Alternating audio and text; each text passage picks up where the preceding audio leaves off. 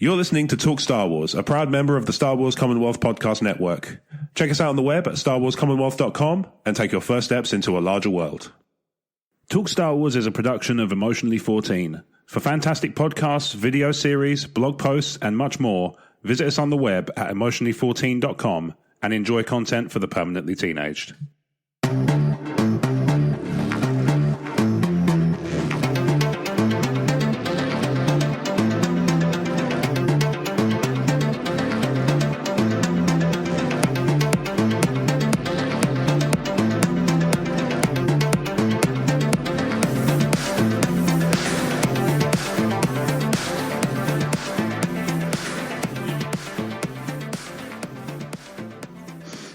Hello there, and welcome to Talk Star Wars, episode 196 from Emotionally14.com. I'm your host, as always, Rob Wade, and I'm joined by the Chewie to my Han. It's Brad Harmer-Barnes. Hello, how are you doing? I'm all right. I seem to have caught what's doing the rounds at work, and so I've run myself down a little bit, and I'm feeling very sleepy, but otherwise I'm good. Okay. How about you? Yeah, good. Yeah, well, I have a migraine, but other than that, I'm good. Apart from that, but, sometimes that just makes me really, really funny. Okay, well, we'll see. Well, I mean, I mean, every now and again, it crops up on my Facebook memories, a series of Facebook status updates that apparently happened after I got a migraine after playing Skyrim for 4 hours. And they start off semi-lucid, and after a while, I'm threatening to enslave dragons. Right, and, okay, fair enough. The best thing is I have no memory of posting these statuses whatsoever. Excellent. Yeah, I often find with Facebook memories, mine tend to be I'm drunk on my way home from somewhere.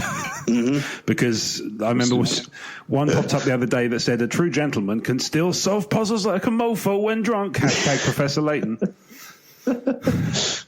Yeah. Too drunk for public transport, and yet. Here I am. Yeah. One of my favourites. But yeah, there seemed to be a bevy of those, which similarly I don't remember, but for different reasons. Mm-hmm. How's your week in? Have you had a week in Star Warsy things? Done any Star Warsy things? No, I haven't done much in the way of Star Wars this week, apart from reading a few of the comics. I've read a few comics. Yeah, I've been trying to. Life is just a constant struggle against trying to keep up against my pull list. To be honest with you. Fair. Trying to keep up with keep up. I use Marvel Unlimited as a subscription service. So I'm 6 months behind current. But yeah, I did Age of Republic, General Grievous, Age of Republic, Jabba the Hutt, Luke Skywalker. Mm-hmm. I finished Vader Dark Visions, which, like all short story compilations, has a couple of duff ones, but generally was very strong. Yep. I'm up to issue 3 of TIE Fighter, and I'm not sure I'm sold on that one. Okay.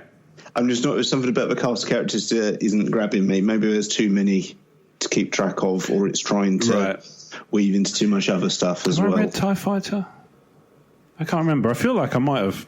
Mm-hmm. I remember definitely looking at it in the store in Comixology. Mm-hmm. Other retailers are available, but I remember seeing it. Whether or not I actually went ahead and bought it, because I went through and bought a load of Star Wars bits, mostly Legends compilations, the big epic ones they do. Because Comixology, when they discount those, they discount them heavily. So they go from sort of 35 down to about 6. Yeah. Well worth doing. Totally. So I tend to take full advantage of it when the time allows me to do so. I tend to get right in there and buy up as much as I possibly can justify. So I've just finished Han Solo Imperial Cadet, the little 5, I think it's 5 issues. Oh, yeah. And it has what looks like a 1-issue Beckett comic, which I'm about halfway through. It wasn't because of the comic, but I started dozing off. Yeah. And I found myself going, it's time to stop now, because the iPad's going to drop on my face. Yep. Because that's also happened. That has also been known.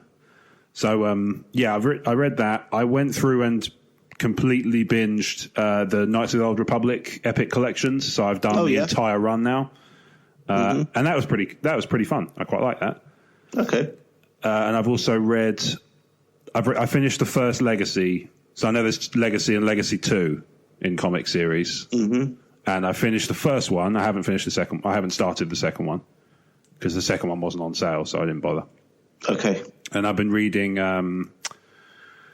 Allegiance, which is a little one volume. I think it's 4 issues, and it's designed to kind of. It says Road to the Rise of Skywalker, but there's a big gap. Oh yeah. Yeah, there must be a big gap because I tell you what, there's a lot of stuff missing otherwise. Yeah, well, I mean, which is fine, you know. That's Star Wars, baby. Well, yeah, evidently. But those, you know, I've enjoyed them all. All the stuff I've read, so it's been good in that respect. Good times. Yeah. Let's find out more about. It seems a while since there's been a book, doesn't it? Yeah, even though Resistance Reborn was the last, and that wasn't that long ago. That was about 3 weeks before Rise of Skywalker. That sounds about right. Yeah. Yeah, it just feels a while. Yeah. But yeah, I know what you mean. It does feel like some gaps, but at the same time, I haven't finished Resistance Reborn, so I can't really complain. Oh, okay. Yeah. So let's dive right into it. We're going to, I think, bearing in mind that we're both not feeling fantastic, and the listeners have clearly picked up on that because it's a short one for correspondence this week. But that's all right, you know. These weeks happen. Clearly, I mean, in the run-up to Rise of Skywalker, it was almost exclusively these weeks. Yes. So it's like no one likes us anymore. Well, you know, they I'm sure they have their reasons. Yeah. And I'm sure some of them are valid. We've given them a few. Well, so we begin with a message from Vesuvi she has a question, but what I'm going to do first is read the Resistance Roundup, and then there's a couple of comments from listeners, and then Vesuvi's got a question which I think is worth kind of expounding upon a touch. So cool. Vesuvi's Resistance Roundup. The mutiny begins with Cragen meeting with Sidon in Thano to pick up a shipment of B-2 super battle droids the Warbird gang intends on using to take over the Colossus. When the aging and deteriorated droids are unloaded, it seems that a B-1 was included as a bonus gift. I've had transactions like that online. Yeah. You know, you spend over 50 quid and it's like B1 battle droids. It's like, and just you find yourself thinking, where am I going to put this? Yeah, well, I'll have to find space. Yeah, I'm turning it down. Yeah, I'm just like, I'm going to have to ramp up my eBaying efforts with other stuff. Cragen enlists Niku, who happened to be passing through the pirate's hangar, to run a diagnostic to help get the droids in working order, under the guise of them being a surprise gift for Dozar to aid in the station's security. Naturally, Niku is happy to assist, and that should be more than enough to get your gears turning. Absolutely. Battle droids are always fun. Yeah, that's hard to argue with. Yeah. Do you get the impression, incidentally, because I get the sense that because Resistance isn't on iTunes, that I've noticed, I get the sense that we're not going to get any of that stuff until Disney Plus. I think that's fair to say. Yeah, I get that impression. I wonder, I don't know, I haven't looked into this, but I have a wonder as to whether or not the Resistance streaming is part of the stuff that they're holding, is part of this. Because obviously Sky's got the rumbling is, because I don't think any of this has been confirmed, that the reason Disney Plus is not in the UK already is because of an exclusivity deal with Sky that included all the Star Wars movies. That's my understanding. But that's contrary to popular opinion. I don't actually work in contract law. No, that's fair. I mean, I've come to accept that now. Yeah, neither of us do ultimately. And I don't know where this vicious rumor, came from that we're anything other than just, speculating madly. But I get the impression that all that stuff is actually inclusive of things like Resistance. Rebels seems to be different because Rebels has concluded and is available to buy elsewhere, but I haven't seen any Resistance anywhere. So that makes me think that it's being held off until March. That's my suspicion. I've not even seen a DVD release. I don't remember seeing a physical release of any of it. No. Not even season 1, which is weird. Because this is, I'm pretty sure, season 2. I think we're quite a way into season 2 now. Yeah, over halfway, I'd have thought. Yeah, that sounds about right. Anyway, moving on. We have an email from Mark Airy, friend of the show, and the Star Wars Toy Podcast host. And Mark writes, I'm a Star Wars fan. That's good. You've come to the right place. Yeah. I watched Star Wars, and it was canon. Sure. I mean, that's how that works. Yeah. When did it become okay for us to think we can make a better movie just because we don't like the outcome? It's like when our team isn't winning and we can do a better job than the coach. Yes, I'd love to see more Luke in his prime. I'd like to see Liverpool win the Champions League, World Club Cup, and the Premier League. Oh, wait. Well, he's getting ahead of himself there because last I checked, Liverpool were doing very well in the Premier League and they've won the other two. But then at the same time, other teams can win, and we've seen this happen in the past. So just don't get too worried. Don't get too worked up over it. Don't hang too much. Did you see that ludicrous display last night? I know. What was Mancini thinking? I don't think he's managed for years. I think Arsenal was always trying to walk it in. That's the thing. Yeah, the thing about Arsenal. Back in the day, we had 3 movies, and we made our own stories with the figures. The movies were static. That's not canon, just to be clear. No, that much is that's true. Yeah. He hasn't specified that bit's canon, so I think we're safe. Okay, fine. The movies were static, and although we always hoped for more, we took them at face value. I think your video was broken, mate.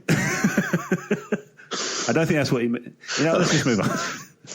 Just enjoying the movies as they are and hoping any future movie maker will learn to make more substantial character arcs and flesh out the stories better seems to be the way.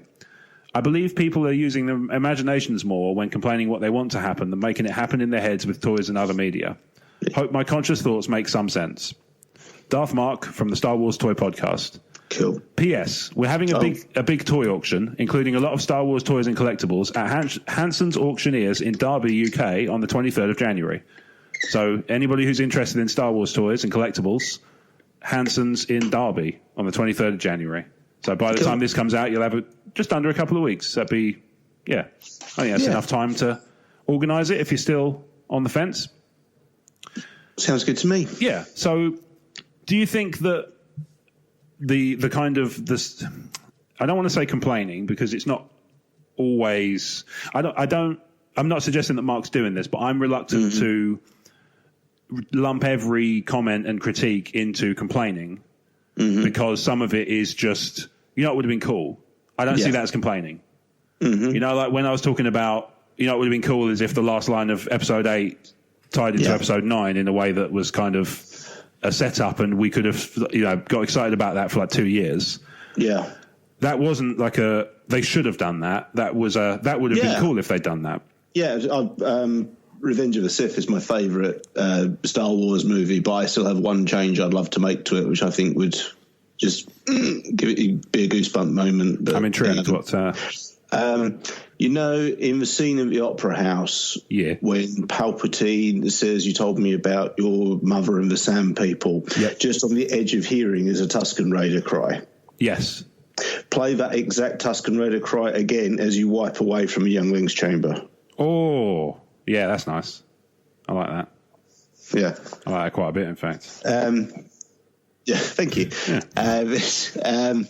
I do get what he's saying. There does seem to be a lot of shouting from the sidelines. Sure. Everyone seems to think they can do a better job,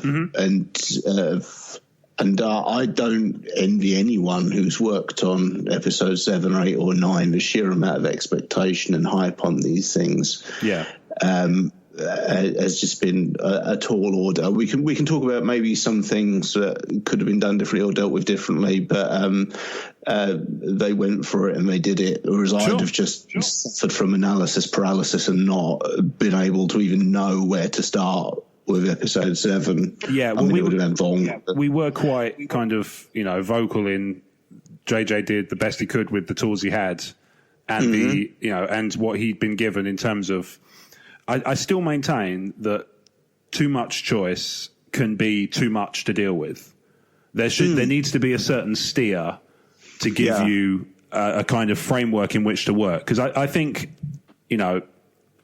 even something as simple as if you go to a shop, I keep using this analogy because it serves my purposes better than anything else I've got. So if you go to a shop and you like every chocolate bar on the shelf, picking one's harder than it should be. Yeah. Now extrapolate that outwards to a movie with 40. The only thing I will say about it is it strikes me that I don't envy the people who worked on it, but this was a conscious choice by Lucasfilm and Disney to make. Yes. The reason that there's 42 years worth of hype on this thing is because Disney and Lucasfilm have made it so. Because they've chosen to extend the existing saga rather than do something brand new, completely distinct. They could have done something 1,000 years after, 100 years after. Everybody's, you can say everybody's comfortably gone. Maybe at a push, Luke's still around because, the Force, and that does seem to be something that the Force can do. Is kind of extend life, but not indefinitely. Mm-hmm. So, that would be kind of tenuously justifiable, but otherwise you would be able to say, with the exception of possibly Chewie and the droids, everybody else is gone. And that would be, instantly everybody would be like, okay, it's been ages, so that's fair. Yeah. Yeah. I do kind of get what Mark's saying about if the movies were canon and you just kind of had the fluff around it, you need to just kind of play them and make up your own games. That was it, yeah. My question was going to be, do you think that the social media kind of casting and recasting and reworking and suggestion and stuff is kind of the modern day equivalent thereof for like a sort of more adult fan?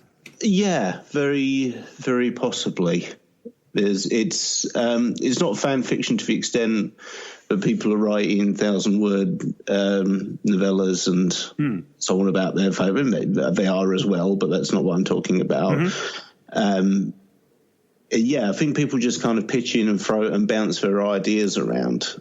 And that's great. There's kind of pitching in on it, as you say. But I think what Mark's getting at here, if I can, and tell me if I'm wrong, Mark, is I feel it's like an attitude thing. It's one thing to say, wouldn't it have been cool if, and another to say they should have. Yeah, I can see that. I can definitely see that. And it's the difference between, I suppose, and I realised that a few weeks ago I was praising this group, but I'm going to kind of mildly drag and walk it back. Yeah, it's the difference between please release the Snyder Cut and release the Snyder Cut. There's an imperative to it. Yeah, but also on the other side of the fence, there's a hashtag that's done the rounds for some time, and I don't necessarily fall out with the overall message. But again, it's about imperatives and kind of expectation and entitlement. Make Solo 2 happen. Would be lovely. It would be lovely, and like I say, I'm all for it. But there's very much in that tone. There's very much do this. I have spoken. Yeah. I am a fan, and I am but one of many. But at the same time, mine carries more weight because I am on Twitter. Because reasons. Yeah, because I am on Twitter. Yes. And I'm not, like I say, I don't mean that as a kind of knock on the people who are asking for it, because like I said, I'd love to see it. I really enjoyed Solo 1. Yeah. I'd love to see more stuff. But there's a tone of, again, it's like people who talk about entitlement with these things, you have to include that. Because it's a demand of filmmakers to do something that you want to do, that you want to see happen. Yeah. And again, maybe the intent is, wouldn't it be cool? That's fine. That's perfectly acceptable. But the way it's kind of presented is, do this. Yeah, I got you. Hey, you. Yeah, you. I'm looking at you, studio person. Do thing Do thing I want. I command you. For I am the mayor of Casterbridge.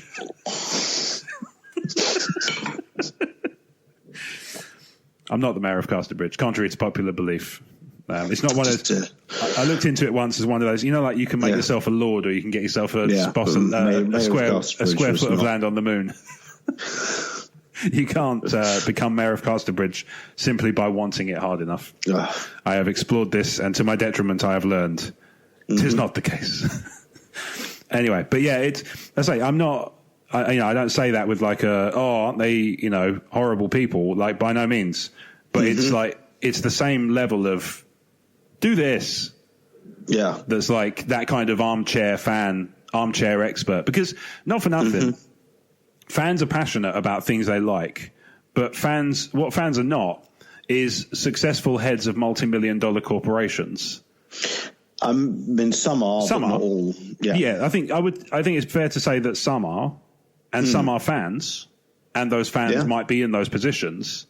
But what I mean to say is that I don't think anybody has ever been elevated to the position of CEO of a large multinational corporation because they're a fan of something.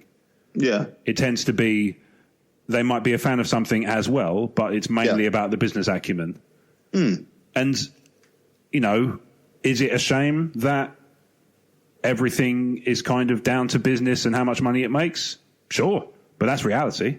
I guess. It's the way of the world. It's like if you want something to be made, people's time is worth paying for if you want it done properly by people who know what they're doing. Yeah. It's generally a thing. Like you could totally have a fan film director come in and do Star Wars, but you're not going to throw 250 million at somebody like that. Okay, so yeah, Mark, I think we have, you have some sympathy from us about these frustrations. Mm-hmm. But hopefully we draw that distinction between commentary and complaint. Mm-hmm. Hopefully we're able to walk that line. Yeah. We're going to move on from here. So apologies if I sound different in a jarring way. I had some technical issues just before while that question was going on, and I've had to switch microphone. So I'm now on a different microphone that hopefully is just as good. So our next message comes from Dave in Australia. Mm-hmm. And Dave writes, "Good day, fellas. It was good to hear your Rise of Skywalker summary last episode. I must say, Rob, you sounded a little deflated, mate. I hope you haven't been copping too much from social media forums about feedback and opinions of the latest movie. It's easy for me to say because I don't follow nor comment on any social media forums, but don't let the buggers get you down. Sadly, in today's age, there exist many keyboard warriors, in quotes, who bravely flex their opinionated muscle behind the safety of their electronic device. Rest assured, there are a massive majority of Star Wars fans who enjoy your and Brad's opinions, beliefs, ideas, etc., and that's why we love your podcast. Stay positive for the majority who love you, mate, and don't let the vocal minority get to you." Well, that's very sweet of you, Dave. I mean, I don't. Do you? No, I mean, sometimes a little bit. I suppose I tend to get I tend to get the unfiltered feedback. So when we get emails that say like X, Y, and Z, I pick and choose what to read. Okay. So obviously sometimes I'm just like, like for example, if you were to go and look at TSW's iTunes reviews, it's more of a mixed bag than it has been historically, but I'm okay with it. But sometimes I find myself going like, that's a shame that they felt the need to, give us anything other than 5s. I can go if you want. No, not by any means. It's nothing to do with in fact, it's nothing to do with what you're doing. It's like, the last couple of ones have been, they found the first hour of the Rise of Skywalker review, the first one, a little bit hard to deal with because we were a bit more critical than the other shows. But then I don't see that as a problem. No, it's talk Star Wars, not agree Star Wars. Well, quite, and also. I see a cat out shot. My cat just bit me. Yeah. Yeah. So, I mean, the advice. I'm not stop teasing her though. I mean, that's what cats are for ultimately. Yeah. Love and teasing. Yeah. I mean, I guess I'm going to stop. That's fine. I guess if my message was cynical, my message to the fans who didn't like the episode would be, listen to it again. And you'll like it better a second time because you know what to expect. And if you don't like it a second time, just listen to it a third time. And just keep listening until you love it. We'll keep getting the ad revenue, so it's fine. Yeah, well, quite, I wasn't going to mention that, but that's a good point. Yeah. Quiet Place 2's been announced. Did you see that? Yes. No, I didn't see that. I wasn't aware of it, though. Okay. But now I don't listen to these back. Yeah. No, I don't tend to let... people don't tend to message me about Star Wars stuff. Anyway, to be honest with you, I get the same as yourself. I get a little more of a flack and a criticism on File and Ready by virtue of being I don't want to say brains behind it because my dad is reasonably intelligent.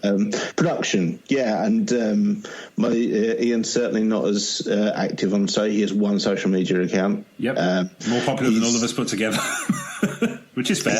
He's very good at Instagram. Yeah. He's not one for interacting with gamers or Star Wars fans online particularly. I'm sure if they message him and talk to him, he'd be happy to talk to them back, but it's not something he seeks out. Whereas I'm the one spamming it in Facebook groups and on Board Game Geek and social media and so on. But I think the vast difference between the vast difference. My brain stopped working. Primary difference. Yeah, my brain stopped working because I've got a migraine. That's fine. Or as the Latin say, Vans Deferent, is between File and Ready and Talk Star Wars. Talk Star Wars has even since before it became part of Emotionally 14 is very much a family friendly show, sure. And 500 is very much not. Which they're delightful in their own ways. There's place for both in the world, and I'm happy to change my presentation styles according to which show I'm doing. Yeah. Sometimes even rein in a little bit on this. Yeah. It's just you wouldn't know it. It's been known. So, but by virtue of that, when someone does make some kind of snarky comment about 500, there's almost this kind of punk rock sneer of just shaking it off and going, "Yeah, all right then, mate." Yeah. 500 is a little more of a middle finger in a sea of limp wrists for tabletop gaming shows. Whereas, I guess you get a lot more general flack that you kind of have to. If someone slags off 500, I can shout back, and I feel like you can't with Talk Star Wars. No, I mean, I certainly could if I felt so inclined. Yeah. There are mechanisms to do it because you can. What's the word? You can tell people off if you feel so inclined without cursing and stuff like that. And I've become. Well, I'm not going to say I've become good at doing that. There are times when it's easier than others. If you call that living. Well, yeah.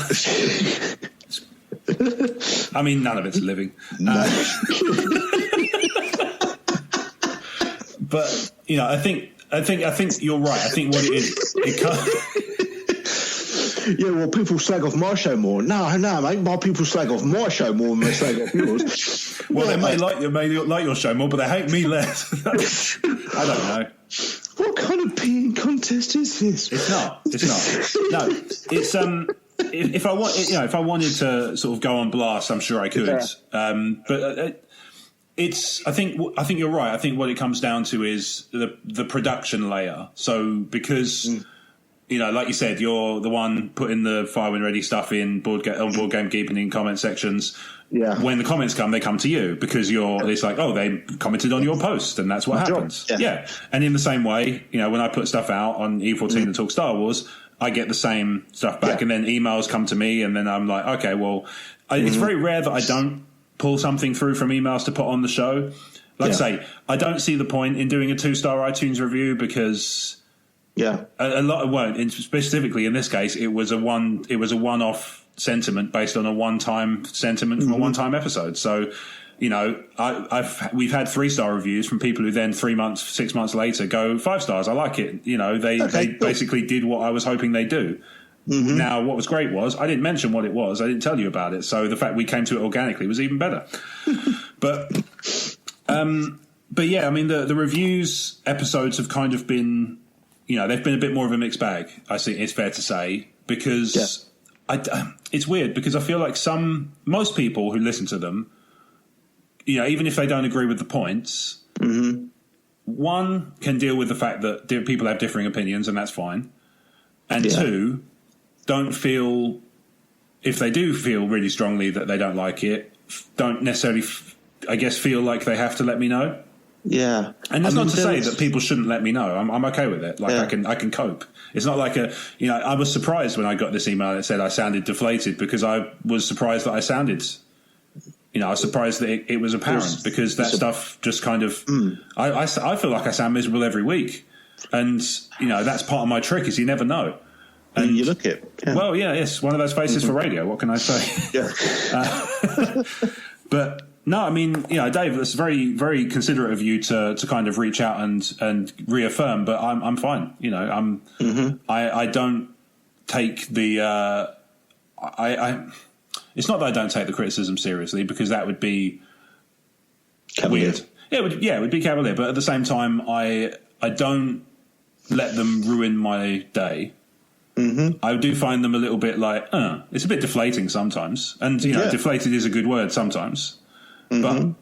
But generally speaking, I can deal with the fact that people have different opinions to me, and I can also understand how if somebody's really, really enthusiastic about the film and they come into the reviews, they're going to leave potentially less enthusiastic. Yeah. Because we're not gushing endlessly for 3 hours about how much we love every little thing. because our opinions are more complicated than that, and that's fine. There's room for every school of thought. There's also room, sorry, internet, but there's room for people who hate the film. Mm-hmm. And actually, those people, as far as I'm concerned, are just as welcome on TSW as long as they're not being tools to everybody else. Totally. Yeah, it's like there's been in fact, actually, this is a really good thing to kind of touch on. There was this tweet doing the rounds last week that was rightly kind of derided by pretty much everybody universally across fandom. And it was, I can't remember the specific wording, but it was to the effect of, you're not a true Star Wars fan if you didn't read the EU, you didn't read the new canon. It was like, no, that's not how it works. You're a Star Wars fan if you think Star Wars is cool. And but this is to any level, right? I've seen tweets that are like, oh, are you really a fan if you only like the old ones? Yes. Yeah. If you think otherwise, you are wrong. Simple as that. This is not a matter of opinion. Exam. No, exactly. Yeah. There used to be one. It's not canon anymore. But yeah. But I wonder if we should dig that out. Oh man, can you imagine? But like I say, I've seen people say, "Oh, you're not a fan if this, you're not a fan if that." It doesn't matter what the bit afterwards says. You are wrong. Simple as that. This is one I do not consider up for debate. If you think there are conditions to being a fan of something beyond I like the thing, you are wrong. Not how fandom works. Yeah, yes, I agree completely. Yeah. You're just supposed to love the thing. Yeah, all you have to do is like the thing. In fact, I would go as far as to say. Yeah, sure. And that can include being okay with that can include acknowledging fault. That can include unequivocal, unquestioning love. Yeah, that can include, oh man, there's this stuff I really don't care for, but there's this other stuff that I love. Oh, totally. And that's great. I'm a huge Alien fan and hate more than half the movies. How many are there? 6? Is it 6 now? 2, 3, 4, 5, 6, 8 if you include AVP. Oh yeah, I suppose you have to, don't you? Yeah. So we can agree the first two are great, right? Yeah, totally. Yeah, Alien 3, I actually like the assembly cut more than the theatrical cut. I think that's a much stronger film. I think I need to watch that because my recollection of Alien 3 is very, very boring. Okay, yeah. So I think I need to watch the assembly cut. I think I might have it. Stronger. Yeah. Alien Resurrection is balls. Not great. Prometheus is balls. I like Prometheus if you discount the alien connection. If it's just a sci-fi movie, it's really good. I think it either needed to be more removed or closer to the Alien franchise. It tried to strike a happy medium and failed miserably, it seems. Yeah. It's also an abject knockoff of Mountains of Madness by H.P. Lovecraft, even as a shoggoth at the end of it. Fair enough. Alien Covenant is... man, has some really great moments in that film. That's it, isn't it? There's just enough that it's frustrating. Yes, yeah. I actually quite like the first AVP movie. I like the first AVP. It's a fun. It's more of a comic book movie than a horror movie. The best review I've ever heard of it is we got Resident Evil Paul Anderson when we needed Event Horizon Paul Anderson. Yeah, I can see that. And then AVP 2 is not good. AVP 2 is awful. Yeah. I had it on Blu-ray once for a laugh. I'm not a fan of Petitions and Covenant. AVP 2 is the only Alien movie I don't own. Yeah, just you can't justify it. It's just awful. Yeah. I saw that at cinema. Man. Yeah, I did too. I think I had a card. The thing I had my excuse. I had one of those vouchers that you could. Yeah, it's bad, man. Yes, it's not great. I'm still an Alien fan. Yeah, exactly, and because you can like the world. Yeah, totally. I love a lot of the book. I have a reasonable side Aliens tattoo. I have lots of Aliens autographs and signatures and stuff. I still love the thing, and I don't want to double down. Or was it Mark earlier was saying I don't want to stand up and say here's what they should be doing with the franchise instead. Yeah, but I'm sure you have thoughts on what would be cool. Well, yeah, totally. Because that's healthy. Yeah, that's it, isn't it? Yeah, that's kind of the takeaway from what we were saying a minute ago. Yeah. Anyway, there was more from Dave. Cool. That was just an aside that kind of got us on a tear. Anyway, back to the movie. Yes. I've watched it a second time, and I enjoyed it a lot more. I highly recommend a second viewing. It seemed to connect a little better for me. Does everyone work at the cinema? It feels like it, doesn't it? People get very invested in the box office gross of these movies, which is weird, isn't it? It's like it's team sports. Yeah. It's the same thing as, like Mark was saying about, I'd love to see Liverpool lift 3 trophies. People see the same thing with, like, I want Star Wars to win all the Oscars because it's my team. Like, it's the same. It's the same attitude. It's the same mentality. It's the same as, like, I want, Jesus to win all the Golden Globes. I don't know. I've lost track of this simile. But, in the same way, like, people were really excited about Joaquin Phoenix winning the Golden Globe for Joker. And I understand it because I thought that movie was excellent. But it's this level to which people get invested in this stuff. It's like, I understand it's entertainment and it's important to people, and I'm not going to by any means detract from that. But when it's to the point where you see it as like, oh, if the Golden Globe isn't won by X movie, we riot, we start flipping cars and stuff. It's not how the world is set up to work. Optimally. It seems odd to me that people get. I find it weird that people get so invested in it. And this is something I've always found myself kind of a little bit perplexed by, is that level of fervour to which people will kind of get behind, whether it's a sports team or even a political party or anything like that. People get so, there's like they're wearing the badge, and so they're it's like, say, like the sports team badge. It's to them, it's like it's a tattoo in the same way you were talking about with Alien. Yeah, I'm wearing an Alien shirt actually. So you are. Yeah, I'm wearing a Star Wars shirt. Hey. And my pajama trousers. Hey. Just because, they're comfy. And it's late. So, late-ish. But anyway, but the second viewing thing, I know that people are saying second viewing, and I would have, I think I'm probably going to miss my chance at the cinema at least. I would have liked to go. Circumstances have not allowed for that. I had quite a busy family Christmas, and now I'm back at work. It just makes it a bit more difficult to coordinate it. So, as much as I would love to get a second viewing, and I still hope to, because I've not abandoned hope, it's just I suspect it's unlikely at this point.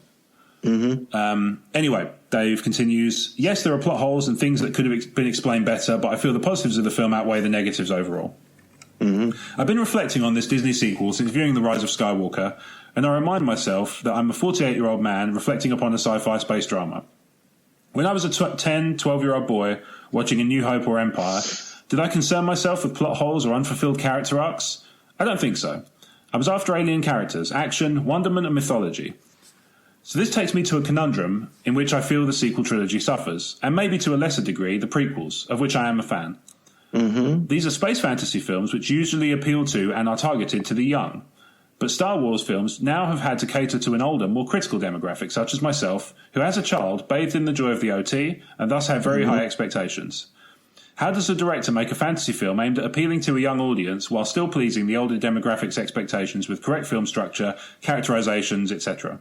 I know what you're going to say now. Well, they should be able to. And I totally agree. I wasn't actually going to say that, but that's fine. Or maybe not in those words. But this is where I see the sequel trilogy as having failed.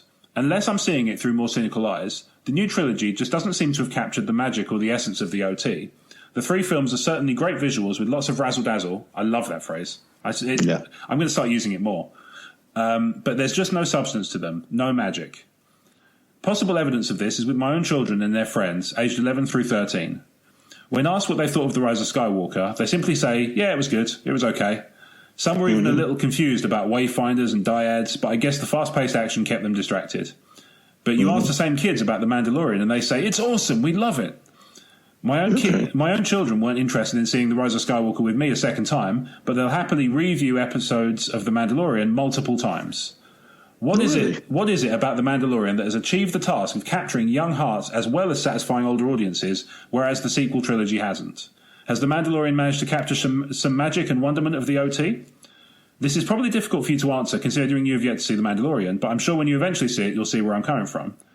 Anyway, to conclude, I'm sort of relieved the sequel trilogy is done and dusted. It's been so divisive.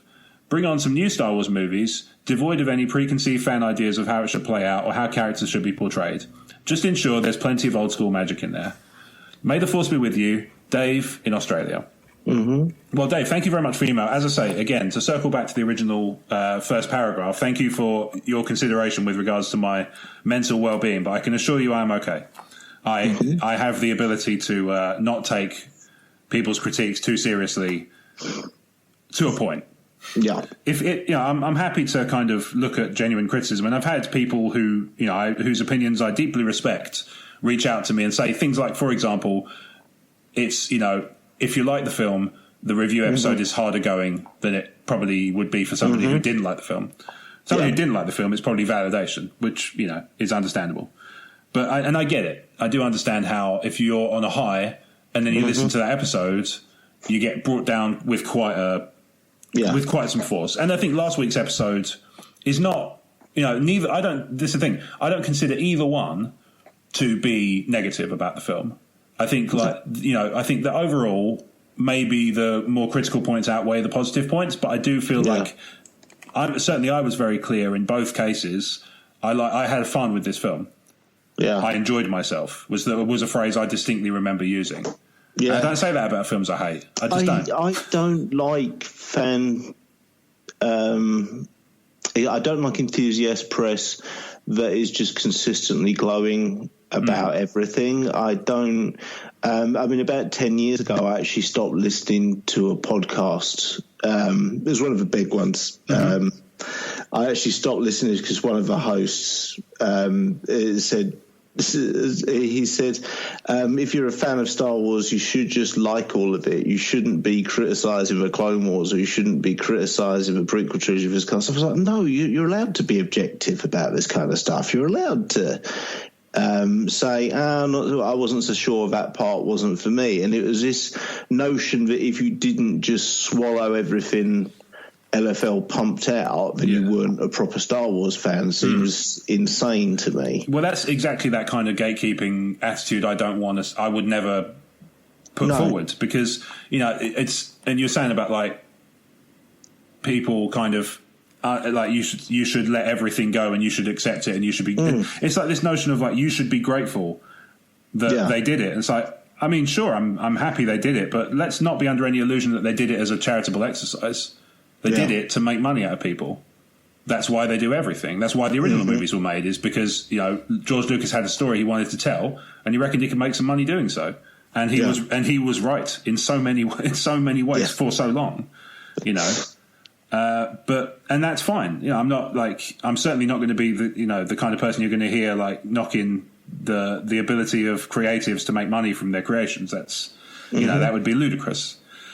Yeah. But it strikes me that, again, it's that thing of like, oh, well, you don't have to think about it. Just like it. It's like, no, my brain doesn't work that way, because, you know, I will push back slightly on the idea that it's like, there's no possibility to be objective with art. It's just not a thing, right? You can, the objective things about art is, let's do Star Wars, right? A New Hope. It was made in 1977. This is objective. More accurately, it was released in 1977. Yeah. It was originally just called Star Wars, and the subtitle was added later.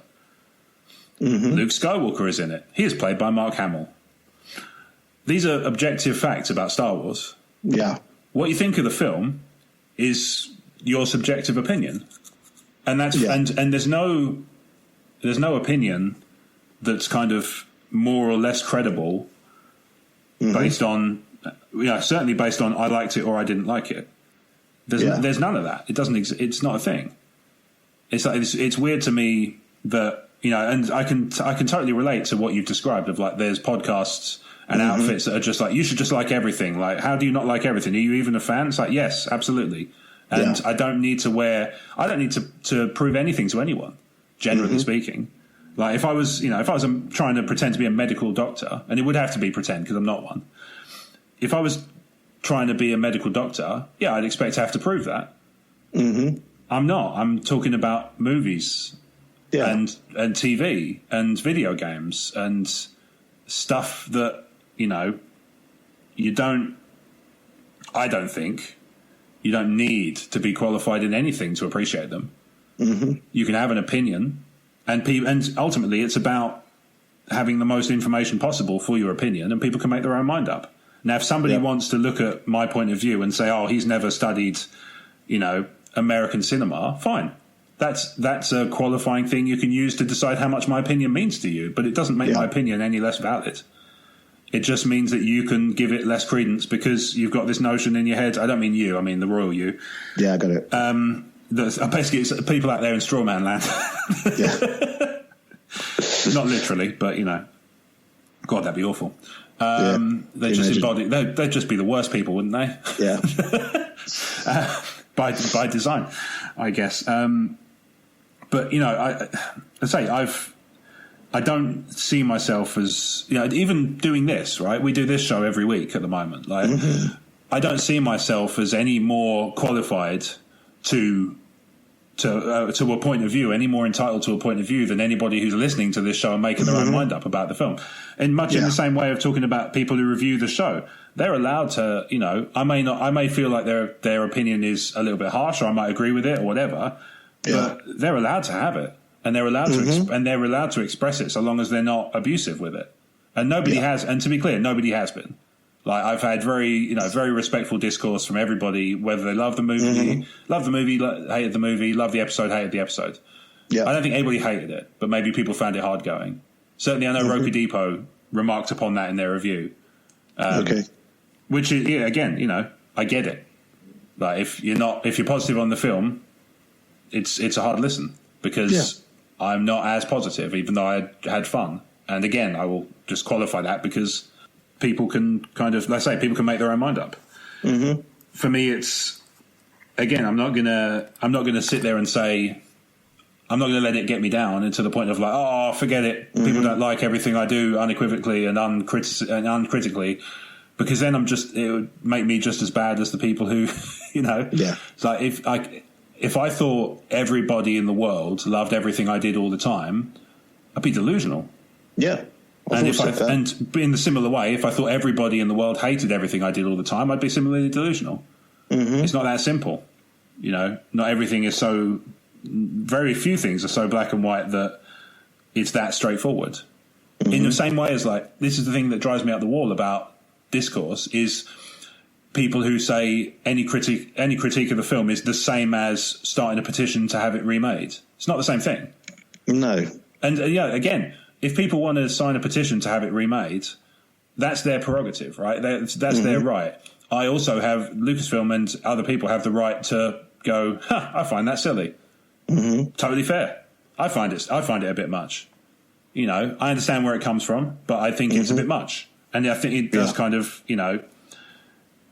all of that stuff kind of baffles me a little bit. But, and in the same way, the people who are asking for the film to be remade, for Rise of Skywalker to be remade, because there's a petition for that too. Yeah, absolutely, because it's the internet, right? It's a petition for everything. And as we know, all internet petitions succeed every time, without fail. So, God, talking about Strawman World being a horrible place, can you imagine internet petition world, where every internet petition succeeds every time? Where was this when we needed the Matrix sequels remade? Well, I mean, did we need the Matrix sequels? I mean, no. Probably not. I thought it ended perfectly. But at the same time, there's things to like about those films.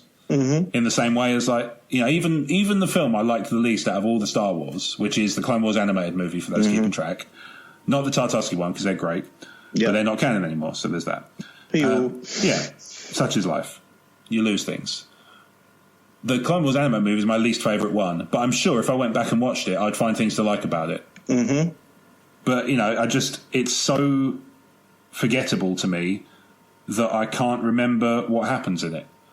And for me, I at least can do, like, so I can say what I like about The Last Jedi. And again, it's my platform, so I will. But, and I've been pretty clear on my feelings on that film over the years, but I can at least remember what happens in it, even if I don't think much of it's good.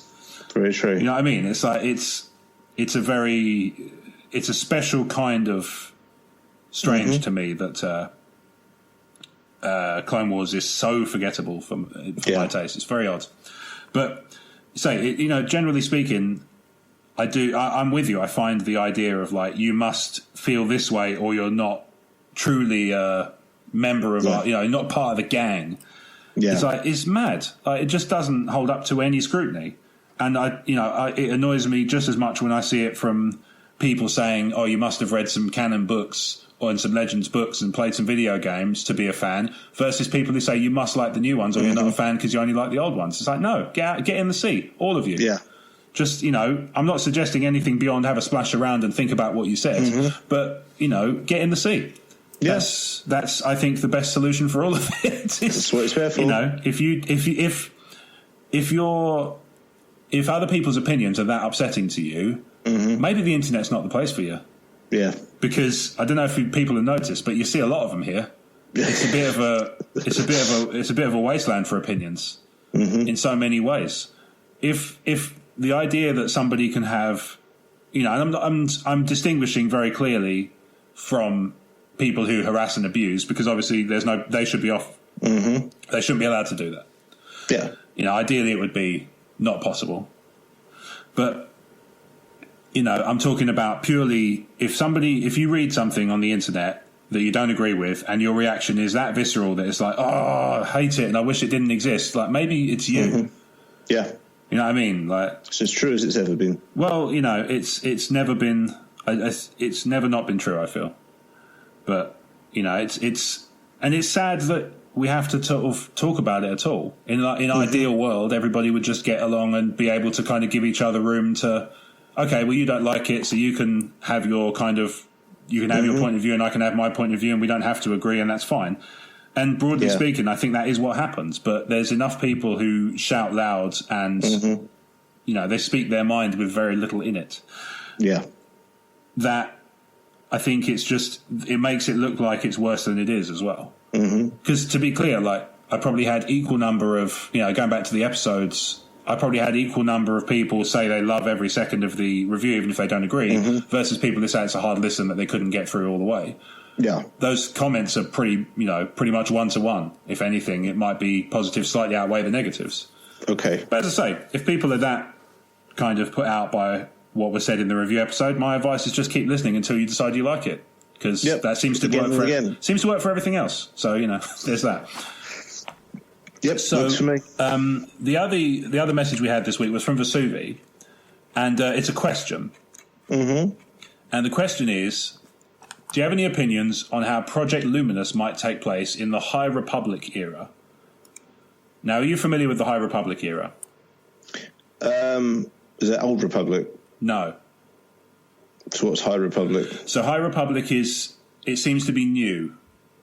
Okay. So it's a period of time between the Old Republic and the Galactic Republic where it's described in Wikipedia as a period of time that saw greatly expanded Jedi activity throughout the galaxy, sometime during the reigns of the Old Republic and its successor, the Galactic Republic. Oh, it's quite old then. Yeah, it's quite a broad spectrum it could be in, so it's kind of anywhere between. I mean, what's the Old Republic canonically? 4,000 years. As far back as that, I think. Plus, obviously, going forwards. Is it confirmed that Luminous is this then? No, I think it's just heavily rumbled. Okay. Although, having said that, I did see something about Project Luminous this week, so I'm going to have a quick look. I'm going to try and minimise how much I do it because I can hear the clicking on my headphones, which means other people can too. That's not it. Old Republic is during or after 1019 BBY into the Galactic Republic. Okay. It just says upcoming project. The Force is what gives the Jedi his power. It's an energy field created by all living things until Project Luminous 2020. So it looks like it's going to be books and comics. Yeah. Because Claudia Gray is attached, Justina Ireland, Daniel Jose Older, Cavan Scott, and Charles Soule. Loads of lovely people involved, yeah. Yeah, absolutely. It's a really good list. And it also mentions Disney, Del Rey, IDW, and Marvel. Which is, you know, certainly IDW and Marvel says strongly that comics are going to factor into it in a big way, which is cool, you know. I mean, this stuff, I'm happy with this stuff existing. And in fact, actually, although when I was reading Allegiance, one thing I noticed is that although the snark from Rey is a little bit on the eye-rolly side, she doesn't win many battles in the comics, which is interesting because it's all the stuff that people who critique the character say they wanted to see as adversity and her failing to do something once. Yeah. And in the comics, it happens. So it's like, that's kind of, if you read that stuff, it gives you a slightly richer portrait of Rey. But you shouldn't have to go to the comics. Ideally, you shouldn't have to get that stuff. You should be able to kind of get it from the screen. Yeah, but the people who want this kind of stuff are who the comics and books are for. That's true. That is true. Yeah. Those people, they want the deeper cuts and the further exploration, I guess. Yeah, I mean, the bulk of people who will go and see episode 9 will enjoy it or not like it, eat their popcorn, go home, might pick it up on home release. But there's two types of Star Wars fan. There's that type, which is a perfectly cromulent way of enjoying Star Wars, and then there's the more dedicated Star Wars fan who will want all these gaps filled out and these characters explored. Devours the connected materials and things like that. Yeah, so and there's room for both. My brain's crapped out halfway through that sentence. That's fine, but you're right. There's room for both approaches in that stuff. Yeah, but ideally, I don't know. It just feels like they haven't quite got the balance on, on that stuff. That's all it is. I think it's just a question of the needle being slightly too far one way than the other. Yeah, it's not possibly. A big, and it's not in a big way, not in an earth-shattering, movie-ruining way. It's just sometimes you'd like a little bit more explanation of stuff. That's all I think most people want, and I don't think that's unreasonable. I think that's a perfectly cromulent thing to hope for. I think there's nothing wrong with that, provided you're asking for it in a way that's not entitled and tooly. That's an adjective I'm going to go with. Works for me. So this idea brings me on to a question I had, which is obviously we have at least 3 years before the next movie is on the docket. Now, obviously, the Benioff and Weiss ones aren't happening anymore. Or at least if they are, they're not Benioff and Weiss.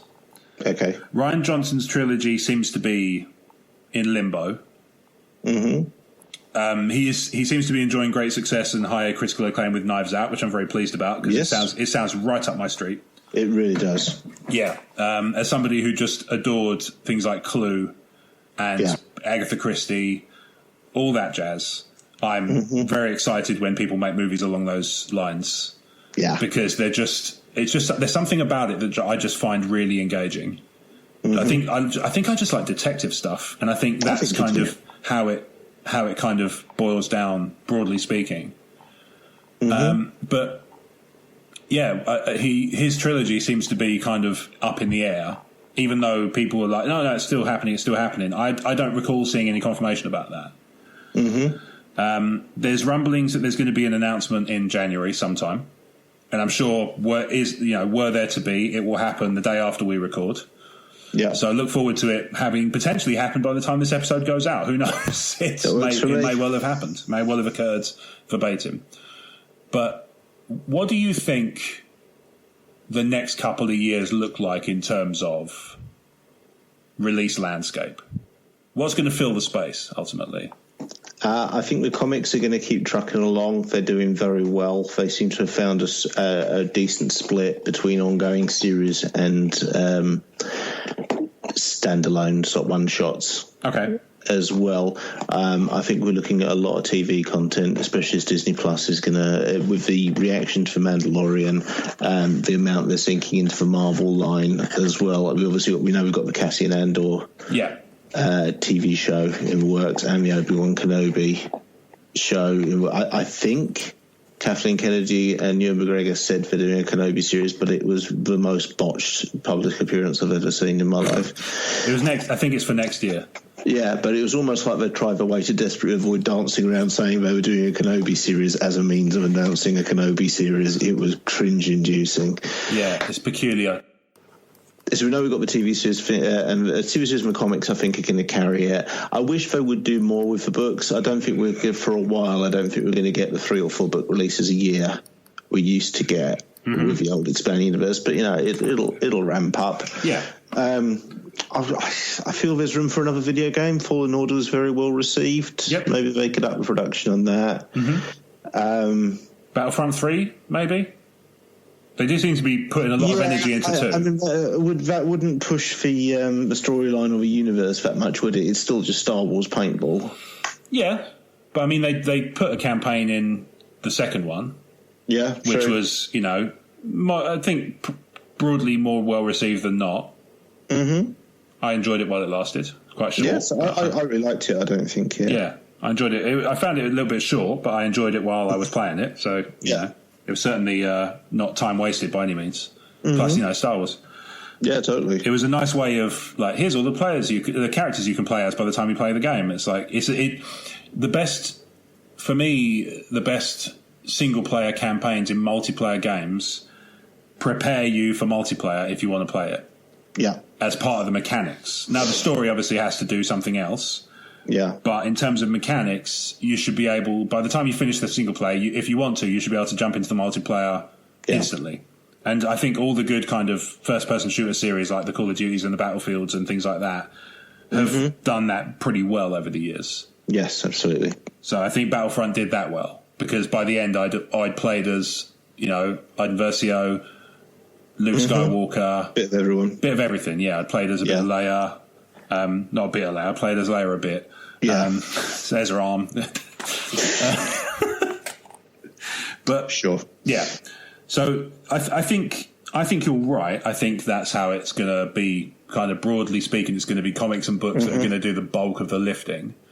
Are there any other media that they're not leveraging?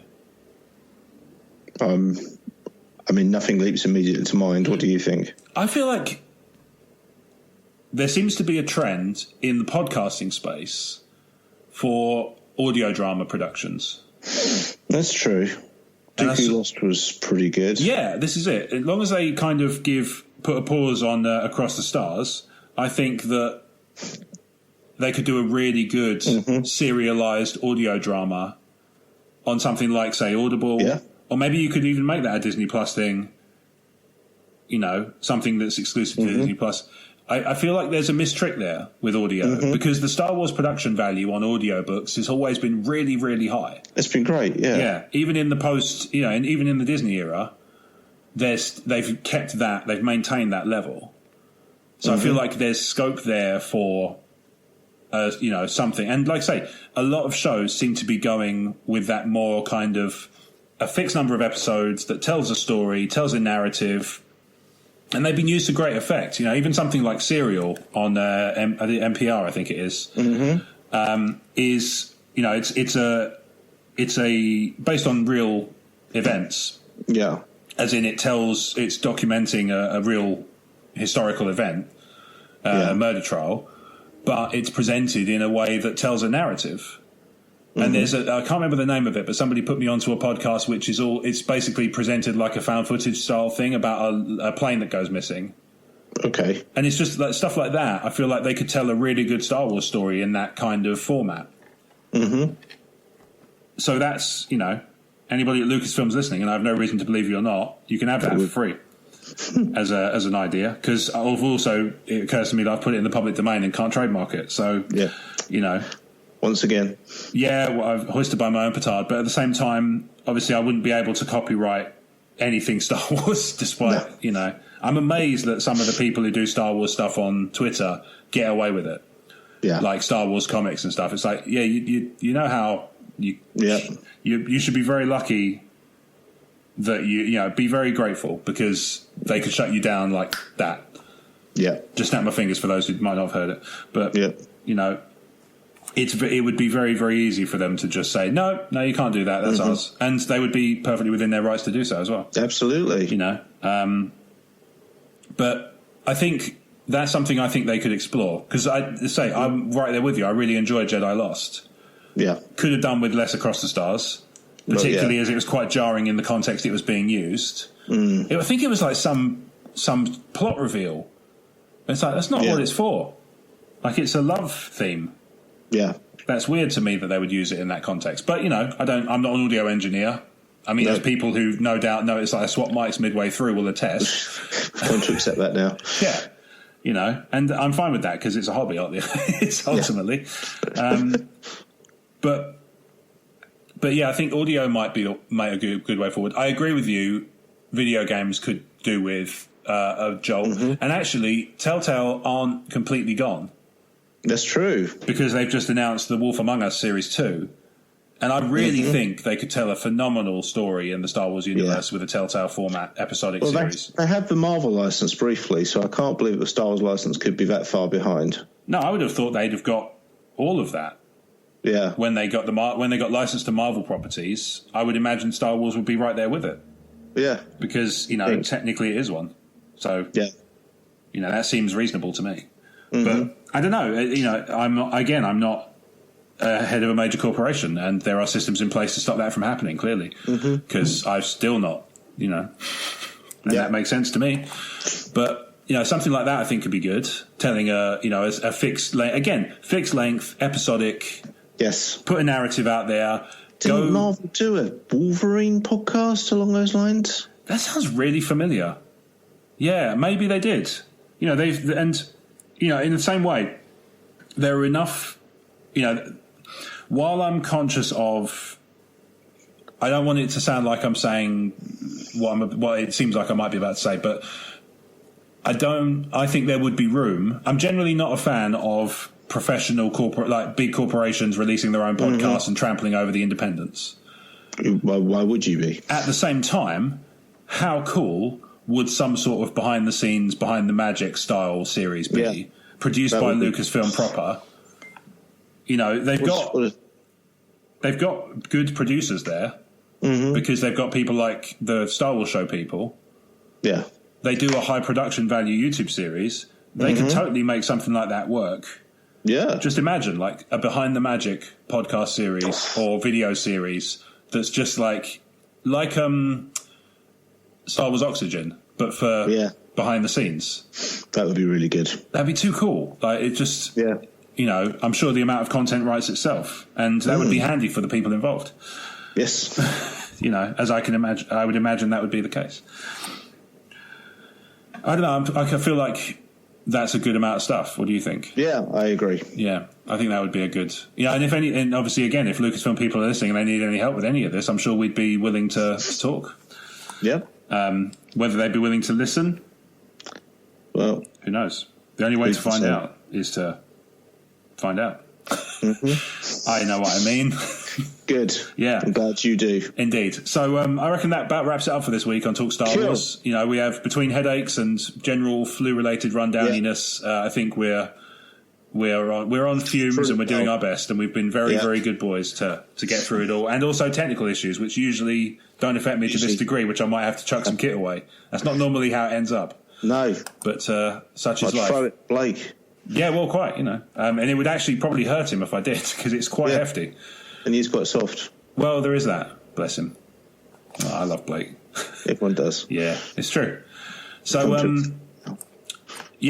that's Talk Star Wars for this week, episode 196. Talk Star Wars is a production of emotionally14.com, and that is the website address where you can find all manner of wonderful podcasts, video series, blog posts, reviews. If you're geeky in general, you're going to find a lot of stuff you're going to like there. So emotionally14.com is the website to go to. Brad will tell you a little bit more about some of the stuff you can find there that's Star Wars flavoured in a moment, I'm sure. But you can visit emotionally14.com and check out the Facebook and Twitter profiles by searching for Emotionally14 on the respective platforms. And you can get access to all the new posts when they go live. If you've enjoyed Talk Star Wars and you just find like, you know what, I wouldn't be able to wait for this every week, then patreon.com/talkstarwars is a good place to go, because what you get in return for just $1 a month is an ad-free version of the show that drops on a Saturday instead of Monday. That's great, right? Yeah. That's really cool. For 25 cents a week, that is cheaper than things that cost 30 cents a week, of which I'm sure there are hundreds of thousands, maybe even millions of items. But, you can scarcely buy a comic book for that, and that's a month. Just $1 on your pull list, in essence, and you'd get access to an ad-free version of the Talk Star Wars show. Banging. Yeah, I think that's a great deal, personally, and I should know because I know how much work goes into it, and it ain't nothing. So, patreon.com/talkstarwars is where you go to get that and sign up and become part of the small but wonderful community that makes up the Talk Star Wars Patreon audience. And obviously, we love the people out there who just go for the ad one. We love them too. And if you want to do like Mark and like Dave and like Vesuvi and message in, you can do so by writing to podcast@emotionally14.com with the subject line Talk Star Wars, or, just whatever you want to talk about. And I'm sure we can intuit what goes in Star Wars and what doesn't. It's like, what's your favourite N64 game? It's like, well, this is not for Talk Star Wars, is it? Yes. Unless it's Shadows of the Empire. In which case, we could talk about that, I'm sure. We get it. Yeah, well, totally, yeah. I mean, 100%. Brad, if people want to follow you on social media, what's the best way of doing that? Best way of doing that is you can follow my other Star Wars show, which is at FireWhenReady UK on both Facebook and Instagram. I don't see the point in having a Twitter for it. Fair. If you want to follow me on Twitter and Instagram, you can do so at RealBradHB. And if you're interested in supporting me financially, the easiest way to do that is to buy my books through Audible and Amazon. It's probably something I've forgotten, but my brain is broken. Rob? FireWhenReady's on YouTube. Yes, that's for one. All the social media stuff, but none of the actual product. Yes. Yeah. Marketing. So FireWhenReady's on YouTube, along with Bring on the Bad Guys. All the podcasts, they go on there too. Yeah. In addition to being available on all the good podcasting platforms and some of the rubbish ones, Everything But Pandora is my current working title for where we are. SoundCloud, I don't know, maybe. I think SoundCloud I'd have to set up. It's not one of those ones that you can just aggregate. Those podcasts, to be honest. Yeah, probably. Who knows? Not me. No, indeed. Yeah, likewise. If you want to go on YouTube and check out FireWhenReady and get some Star Wars tabletop gaming fun in there, you totally should.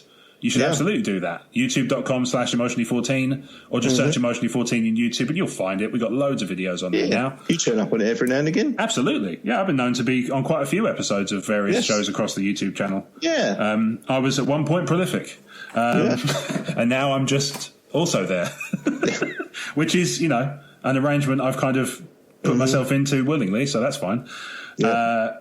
If you have enjoyed my kind of vaguely half-formed witterings for the last hour or so, and you want to hear more of them, perhaps, just getting more of an insight into the man behind the myth, or I don't know how that goes. It's just words at this point. You can follow me on Twitter and Instagram at RobWadeVision, and if you want to talk via the Emotionally14 and Talk Star Wars accounts, you can. I tend to check them less often because they're kind of like, I almost think of them as like brand accounts. But Rob Wade Vision is where I'm the most active. So if you want to have a chat on there, you can. My DMs are always open, unless you're very obviously porn, in which case my DMs are open between the hours of 10 p.m. I kid. My DMs are open.